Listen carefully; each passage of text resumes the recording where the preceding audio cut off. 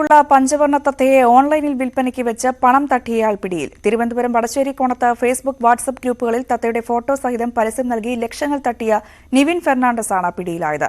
വളാഞ്ചേരി സ്വദേശിയുടെ പരാതിയിലാണ് അറസ്റ്റ്. വീട്ടിൽ വളർത്താൻ പറ്റിയ പഞ്ചവർണ്ണ തത്തയെ വിൽപ്പനയ്ക്കുണ്ടെന്ന് സമൂഹമാധ്യമങ്ങളിൽ പരസ്യം ചെയ്ത് പണം തട്ടി മുങ്ങിയെന്ന വളാഞ്ചേരി ഇരുമ്പിളിയം സ്വദേശിയുടെ പരാതിയിലാണ് അറസ്റ്റ്.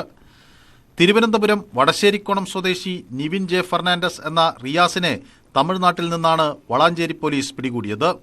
ലക്ഷങ്ങൾ വിലമതിക്കുന്ന പഞ്ചവർണ്ണ തത്തകളെ നൽകാമെന്ന് പറഞ്ഞ് നിരവധി ആളുകളെ നിവിൻ കബളിപ്പിച്ചതായി പരാതിയുണ്ട്.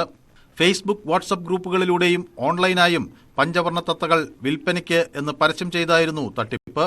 3.5 ലക്ഷം രൂപയ്ക്ക് വിൽപ്പന കരാറാക്കി പലരിൽ നിന്നായി പണം വാങ്ങി. തുടർന്ന് റിയാസിന്റെ വിവരം ഇല്ലാതായതോടെ ഇരുമ്പിളിയം സ്വദേശി വളാഞ്ചേരി പോലീസിൽ പരാതി നൽകി. പരാതിക്കാരനായ യുവാവ് തന്നെ നടത്തിയ അന്വേഷണത്തിൽ നിരവധി ആളുകൾ റിയാസിന്റെ ചതിക്ക് ഇരയായതായി മനസ്സിലായി. ഇതോടെ കൂടുതൽ ആളുകൾ പരാതിയുമായി പോലീസിനെ സമീപിച്ചു. സമാന സ്വഭാവമുള്ള എല്ലാ പരാതികളും ഒറ്റക്കേസായി രജിസ്റ്റർ ചെയ്താണ് പോലീസ് അന്വേഷണം. പരാതിക്കാരനായ ഇരുമ്പിളിയം സ്വദേശിയിൽ നിന്ന് 2 ലക്ഷത്തിലേറെ രൂപ തട്ടിയെടുത്ത ശേഷം ഇയാൾ ഫോൺ ഓഫ് ചെയ്ത് മുങ്ങുകയായിരുന്നു.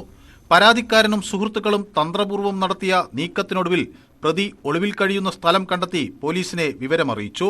നിരവധി പേരെ തട്ടിപ്പിനിരയാക്കി മുങ്ങിയ ചരിത്രമുള്ള നിവിന്റെ പേരിൽ നിരവധി പോലീസ് സ്റ്റേഷനുകളിൽ കേസുകൾ രജിസ്റ്റർ ചെയ്തിട്ടുണ്ട്. കോടതിയിൽ ഹാജരാക്കിയ പ്രതിയെ റിമാൻഡ് ചെയ്തു.